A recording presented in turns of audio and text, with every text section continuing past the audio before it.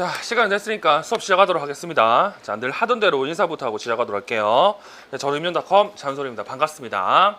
자, 오늘은 학원에서 저한테 숙제를 하나 내줬어요. 그 숙제가 뭐냐면 지금 보고 있는 하반기 리프트 설명회와 관련된 내용입니다. 그래서 내용을 살펴보니까 이런 부제로 수업을 하라고 하는데 이게 제가 보기에는 타이밍이 많이 늦었죠. 그래서 학원 측에서 약간의 소위 말해서 견주를 준 것 같은데 중요한 건 꺾일지라도 끝까지 하는 마음이라고 합니다. 쉽게 얘기해서 포기하지 말고 열심히 하라는 거죠.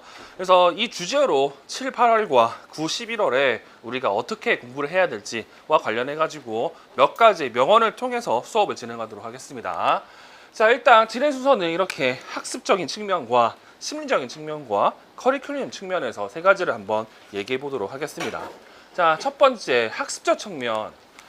시험이 이제 150일 정도 남았을 거예요. 자, 그러면 150일이 남았을 때 알아야 하는 부분이 무엇인지를 한번 살펴보도록 하겠습니다. 그래서 이 주제와 관련해서는 여기 나와 있는 지피지기면 100점 100승이라는 내용을 가지고 한번 말씀을 드릴게요. 일단 우리는 뭘 해야 되느냐? 지기를 해야 됩니다. 이 지기는 스스로 안다는 뜻이죠.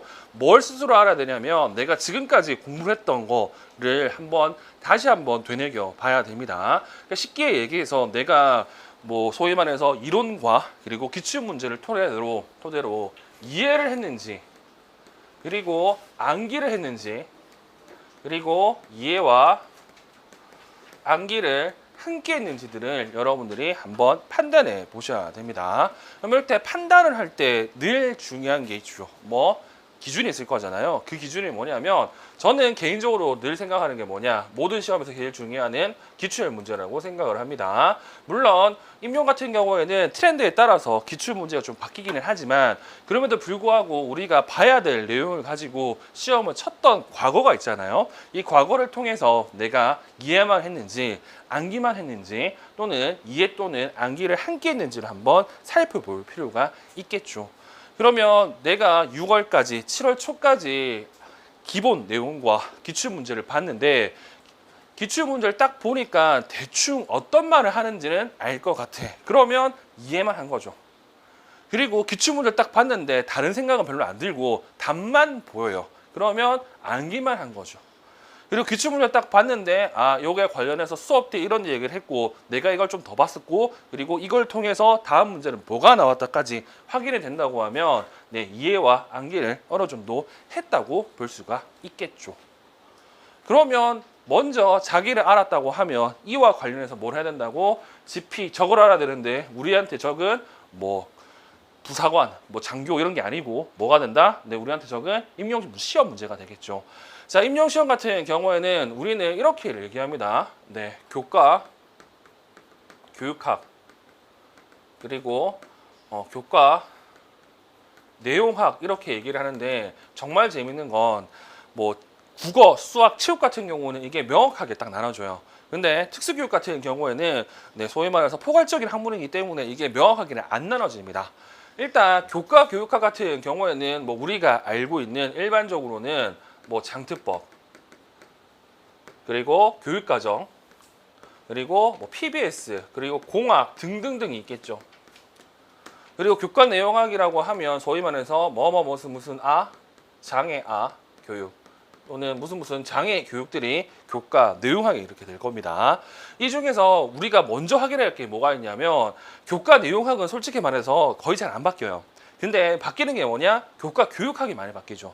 특히 어느 부분 여기 장특법과 여기 교육과정이 많이 바뀝니다.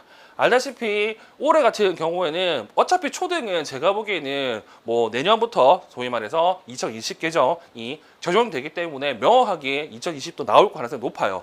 근데 중등 같은 경우에는 현재 교육과정 평가원에는 나와 있습니다. 2021로 문제를 낼 거라고. 근데 그렇게 해버리면 어떤 문제가 발생하냐면 내후년에 적용을 하는데 올해 내년부터 이제 교사를 할 분들이 지금 당장 필요한 2015를 모르고 2022로 공부를 할 가능성이 높기 때문에 그렇게 된다고 하면 1년에 붕 떠버리거든요.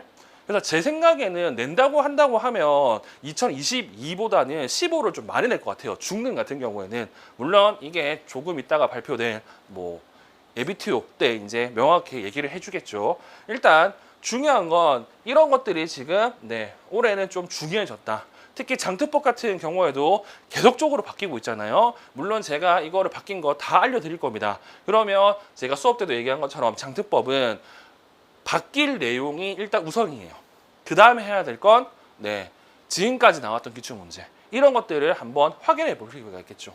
그리고 교육과정 같은 경우에도 뭐 내가 초수 느낌으로 공부를 별로 안 하신 분들 같은 경우에는 총론이라도 봐야 될 거고요. 그렇지 않고 최소한 한 번 정도라도 시험 쳤던 분들 같은 경우는 총론뿐만 아니라 강론도 한번 확인해 볼 필요가 있겠죠. 자, 그리고 교과 내용학 같은 경우 아무리 안 바뀐다고 하더라도 트렌드에 따라서 또는 특정한 강론이 새롭게 나오면 특정한 강론이 이제 시험 문제에 나오겠죠. 정말 치사한 게 뭐가 있냐면 예전에는 이런 룰들이 좀 정해져 있어요. 뭐 암묵적으로 얘기하는 게 뭐가 있냐면 임역 출제 같은 경우에는 특정한 내용이 책과 그리고 논문에 3군데 이상이 나와야 그거를 시험 문제 출제할 수 있었습니다. 그리고 책 같은 경우에도 보통은 8월, 9월 정도까지 기출문 책이 나오면 그 책에서 낼 수가 있는데 요즘에는 9월 이후에 나오는 책들도 소위 말해서 해당 책에서 기출 문제를 출제되는 경우가 꽤 많아요. 그래서 이런 것들을 다 파악을 하고 들어가야 되겠죠. 이렇게 하면 얘기를 합니다. 저는 올해 처음 공부하는데 어떻게 해야 될까요? 그러니까 여러분들은 뭘 한다고? 강의를 듣는 거겠지. 자, 처음 공부할 때는 어차피 여러분들 판단은 무의미합니다. 뭐 해야 된다고? 앞에 있는 사람이 이거 외워라, 저거 외워라, 이렇게 하세요, 저렇게 하세요. 이 내용대로 한다고 하면 초심자의 행운으로 충분히 합격할 수 있습니다. 근데 한 번 시험 쳤던 분들 같은 경우는 알다시피 소위 말해서 여러분들 머리가 커지잖아요. 그래서 앞에 있는 사람이 이거 해라 저거 해라고 하면 본인들 스스로 판단을 합니다. 그거 굳이 뭐 이렇게 그렇기 때문에 공부를 좀 하신 분들 같은 경우에는 어차피 내 말 안 들을 거 알아. 그렇기 때문에 본인의 판단에 의해서 공부를 해야 되겠죠. 즉 이런 것들을 다 한번 판단을 하고 거기에 대해서 여러분들이 접근하시는 게 좋을 것 같아요. 그래서 150일쯤 남았을 때 해야 될 건 일단 본인의 수준을 먼저 판단하시고요. 그리고 올해 어떤 부분이 강조될 것인지 또는 어떤 부분이 나을 것인지들을 여러분들이 한번 생각해 보셔야 됩니다. 자, 그리고 두 번째, 하반기를 보내는 마음가짐이라고 돼 있죠. 자, 저는 개인적으로 그렇게 생각을 합니다. 어차피 9월 정도 된다고 하면요. 대부분 사람들이 합격선이 100이라고 할 때 대부분 사람들이 98, 97까지는 다 따라옵니다. 그러면 왜 100이 안 되냐라고 물어보면 저는 이것 때문에, 즉 이것 때문에 안 된다고 생각을 합니다. 모든 스포츠도 다 그렇게 얘기를 하잖아요. 어차피 기술적인 부분 같은 경우는 막 차이가 안 나요. 근데 이게 금메달을 들지 은메달 들지 같은 경우 다 뭐와 관련이 있다? 멘탈과 관련이 있죠. 많은 분들은 그렇게 얘기합니다. 제가 사수를 하고 있는데 아직까지도 1차도 합격 못했습니다. 저는 그러면 공부를 하지 말아야 될까요? 이렇게 얘기하는 분들도 꽤 있어요. 그러면 저는 비유를 하나를 합니다. 어떤 비유를 하냐면 자, 잔이 하나가 있다. 자, 이 잔이 구멍이 뚫리지 않으면 어떻게 된다고? 올해 이렇게 채우고 내년에 이렇게 채우고 이러고 내후년에 이렇게 채우고 이렇게 한다고 하면 언젠가는 흘러 넘치겠죠. 흘러 넘친다가 뭐라고? 이제는 합격할 때가 됐다는 뜻이죠. 그래서 보통은 이렇게 오래 걸리는 분들 같은 경우에는 제 경험상 합격을 하면요. 정말 1등 아니면 3등 안에 합격을 합니다. 그래서 거의 넘사벽으로 합격을 해요. 그러니까 어떤 느낌이냐고 하면 다른 분들 같은 경우에는 이렇게 올라가잖아요. 보통. 근데 이런 분들 같은 경우는 이렇게 됩니다. 왜 그런지는 몰라. 근데 생각해 보면 여기 있는 이게 뭐냐면 지금 얘기했던 멘탈인 것 같아요. 어차피 다 공부하고 어차피 다 열심히 노력을 합니다. 근데 왜 이렇게 차이가 나느냐? 제가 초수한테 얘기하는 게 있거든요. 초수, 재수, 삼수 이상에 대한 합격률을 개인적으로 따져본다고 하면 예를 들어서 초수는 이 정도 합격률이 있어요. 근데 중요한 건 재수는 초수보다 합격률이 떨어져요. 그리고 삼수 정도 된다고 하면 초수 때와 비슷하고 사수가 된다면 넘사벽을 이렇게 넘어갑니다. 그 이유가 뭐냐? 자, 이때 아무것도 몰라. 시키는 대로 해. 그럼 합격하는 거고, 시키는 대로 안 하면 떨어지는 거야. 그리고 그 다음에 공부를 하죠. 그 다음에 공부를 하면 한 번 해봤다고 본인이 이게 단주합니다. 그래서 본인 마음대로 판단을 하죠. 이거 버리고 난 이것만 할 거야. 근데 중요한 건 시간이 흐를수록 문제의 난이도는 어떻게 된다? 상승을 하고요. 그리고 접근하는 방법도 좀 달라져요. 그러니까 운물 안에 개구리가 되는 거지. 그래서 초수 때 1차 합격한 사람들이 재수 때 많이 떨어져요. 1차도 못 합격 많이 떨어져요. 그래서 정신을 차리죠. 그게 삼수가 됩니다. 난 이제 열심히 해야 된다. 더 봐야 된다. 그리고 만약에 삼수 때 떨어지잖아요. 그때는 뭐 하냐면 소위 말해서 다 내려놓습니다. 난 이제 잃을 게 없다. 그리고 내가 만약에 지금 이제 또 떨어지면 나는 소위 말해서 짐 싸고 지방 내려가서 일해야 된다라는 분들 진짜 많습니다. 그러면 이때 많이 합격을 하고 그리고 높은 점수로 합격을 하겠죠. 다시 말해서 여러분들이 지금 하반기에 가져야 될 게 뭐냐면 너무 조급할 필요 없습니다. 조급해지면 뭐가 문제가 되냐면 일단은 평소보다 소위 말해서 오버페이스가 돼요. 그러면 당연히 장거리 레이스를 하는데 오버페이스를 하면 지금 당장은 남들보다 조금 빨리 갈 수 있습니다. 근데 시간이 3개월, 4개월 이렇게 지나가다 보면요. 이거 못 쫓아가요. 근데 만약에 그때 퍼져버리잖아요. 그러면 답이 없어, 이제는. 그러니까 너무 조급할 필요 없어. 그 대신 토끼를 쫓아가는 거북이처럼 꾸준히 가시면 됩니다. 그리고 늘 얘기하지만 만약에 올해가 진짜 마지막이라고 했다고 하면 전반기에 그따구로 공부하면 안 되지. 그렇죠? 그러면 지금 여러분 생각해야 될 건 내가 만약에 이렇게 했을 때 올해 안 될 수 있다고 생각을 할 수도 있지. 그럼 올해 안 될 수 있을 것 같아도 뭘 하느냐? 포기하면 절대 안 되죠. 왜냐? 어차피 이거 가지고 내년에 또 공부를 해야 될 거니까.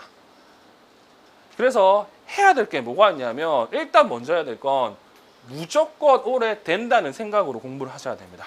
수단과 방법을 가지지 말고 일단 공부를 해야 되고 이 공부하는 거는 중요한 건 남들과 비교하는 게 아니라 내 상태에서 최선의 결과를 내야 돼요. 즉 예를 들어서 저 같은 경우에는 올빼미형이 아닙니다. 아무리 공부를 많이 하고 싶어도 1시, 2시 넘어가면 이러고 있어요.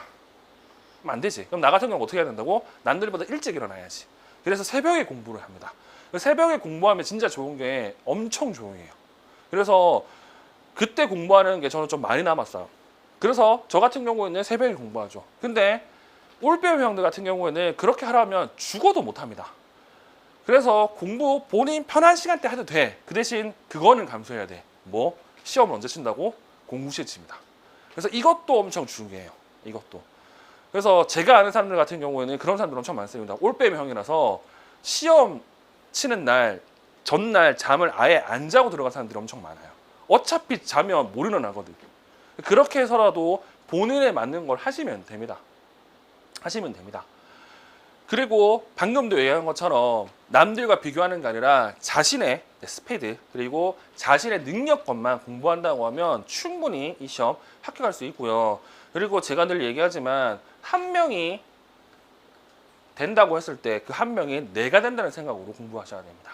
늘 얘기하잖아. 뭐 지금 삼수 사수 하신 분들도 있겠지만 그때 중등 같은 경우에는 한 지역에서만 200명 뽑았어요. 근데 그때도 안 됐잖아. 그럼 많으면 안 돼. 뭔 말이야. 내가 준비가 안 됐으면 안 돼요.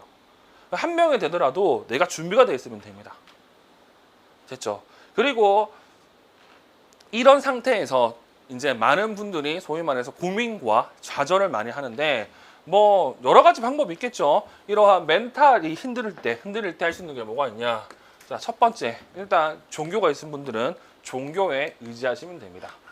뭐 예를 들어서 저는 뭐 무교에 가까운 불교 신자이지만 천주교나 그리고 기독교 같은 경우에는 늘 그런 말을 하잖아요. 하나님께서 너를 크게 쓰려고 이러한 시련을 주신다. 그래서 제가 맨날 얘기하거든요. 도대체 교사로서 얼마나 크게 쓰려고 얘네들을 이렇게 숙성을 시키냐 이렇게 얘기를 하는데 중요한 건 그렇게 해서라도 뭘 해야 된다고? 멘탈을 잡는 게 중요하죠. 흔들리는 멘탈 잡기 제일 좋은 거는 누구한테 의지하는 거잖아요. 그리고 두 번째가 뭐가 있냐. 저는 상관이 없겠지만 뭐 멘탈이 흔들릴 때 정말 좋은 거는 이 가족에게 큰 지지와 사랑을 받는 거죠. 저는 상관이 없습니다. 저는 상관이 없고요. 여러분들 중에서 그렇게 생각하는 사람 많잖아요. 그렇게 받으시면 되겠죠. 그래서 멘탈은 어떻게든 잡으시면 되고, 그리고 저 같은 경우는 어떤 마음이 있었냐면 생각이 많아지면 멘탈이 힘들어요. 그래서 늘 얘기하는 게 있잖아. 운동선수들 페이스가 떨어질 때 비워낸다고 많이 얘기를 하잖아요. 저 같은 경우에는 생각이 많을 때는 저는 좀 걸었어요. 학교 주변을 걷고 그리고 뭐 뛰고 이런 식으로 했거든요. 그래서 그렇게 스트레스나 그리고 생각을 정리할 수 있는 뭔가의 방법이 있어야 됩니다. 그 방법을 통해서 멘탈을 좀 갖추는 게 제일 중요해요. 어차피 가면 갈수록 여러분들의 지식은요 다 비슷해지거든요. 공부를 제대로 했다고 하면. 그러니까 이런 것들을 최대한 활용할 수 있도록 뭘 해야 된다? 멘탈을 잡아야 된다. 그래서 이 멘탈은 방금도 얘기한 것처럼 잣대가 있습니다. 그래서 잣대가 있다고 생각하고 흔들리는 멘탈을 잘 잡으시면 좋을 것 같아요. 그리고 마지막으로 효과적인 하반기 강의 학습법은 이렇게 되어 있는데, 이거 굳이 영어로 안 읽을게요. 한글로 바꾸면 이렇게 얘기할 수 있습니다. 이게 소크라테스가 얘기했다고 하는 델포이 신전에 적혀 있는 문구죠. 자, 여기서 중요한 게 뭐냐면 강의를 하는 사람들은요, 소위 말해서 이제 본인의 타겟을 정할 수 있잖아요. 근데 저 같은 경우에는 합격을 하기 위해서는 이 정도 해야 된다는 기준이 있습니다. 그러면 그 기준이 여기 있다고 칠게요. 그러면 수업을 듣는 분들 같은 경우에는 이 기준에 부합하는 사람도 있고 그렇지 않은 사람도 있어요. 그러면 이 기준 같은 경우는 제가 정한 거니까 본인들은 이 기준을 어떻게 활용할지가 중요해지겠죠. 다시 말해서 앞에서 얘기한 것처럼 나를 알잖아요. 이때 뭐 공부를 별로 안 했거나 올해 처음 공부하시는 분들은 초심자라고 이렇게 얘기를 하고요. 그리고 1차를 합격 안 하신 분들도 초심자로 저는 봅니다. 그리고 1차 정도는 합격한 분들 같은 경우에는 이제 하반기 수업들, 즉 영역별 문제풀이와 그리고 모의고사 때 문제를 어떻게 활용하고 그리고 공부를 어떻게 해야 되는지를 이제 여러분들 결정할 수가 있는데, 예컨대 초심자 같은 경우에는 방금도 얘기했지만 제 문제 어렵다고 소문나 있습니다. 근데 중요한 건 그 어려운 문제를 합격하고 그 어려운 문제 풀고 그리고 깨져서 시험장에서 합격하면 되잖아요. 지금 못 푸는 거 중요하지 않아. 그리고 지금 잘 푸는 거 중요하지 않습니다. 시험장에서만 잘 풀면 되니까. 그래서 이 초심자 같은 경우에는 어떻게 생각하시면 되냐면 이렇게 생각하시면 될 것 같아요. 7, 8월 문제와 91월 문제를 진단평가 형태로 한번 접근하시면 좋습니다. 즉 문제를 받아봤어. 내가 열심히 공부하고 특정 영역에 대해서 문제를 받아봤잖아요. 그러면 문제를 풀다 보면 안 풀리는 게 있을 거고 풀리는 게 있을 거 아니야. 그러면 풀리는 건 내가 아는 거고 그리고 안 풀리는 게 있으면 모르는 거야. 그 모르는 걸 찾아가지고 뭐 한다고? 보충하는 용도로 사용하면 되겠죠. 즉 문제를 꼭 다 맞추겠다가 아니라 내가 이걸 알고 이걸 모르니까 모르는 걸 찾아보자 라는 생각으로 접근하시면 되겠죠. 그렇지만 1차를 합격하신 분들 같은 경우 또는 공부를 좀 많이 하신 분들 같은 경우에는 어떤 걸로 사용해야 된다고? 형성평가로 사용해야 되겠지. 내가 공부하고 나서 내 실력을 보여주겠다라고 하면서 문제를 다 풀어봐야 되지. 그렇게 함으로써 나의 실력을 정확하게 알 수 있는 거잖아요. 그래서 자신의 위치와 그리고 자신의 능력을 아까 말씀드린 것처럼 한번 고민해 보시고요. 그 고민한 내용으로 문제를 잘 활용하시면 좋을 것 같습니다. 그리고 7, 8월, 90월 같은 경우에는 내용도 내용이지만 여러분들 시험이 전부 다 뭐라고? 어제 우리가 배웠던 철자와 글씨 쓰기와 작문을 다 다루는 거잖아요. 근데 이거는 늘 얘기했지만 반복 연습밖에 없어요. 그래서 무조건 다 써봐야 돼.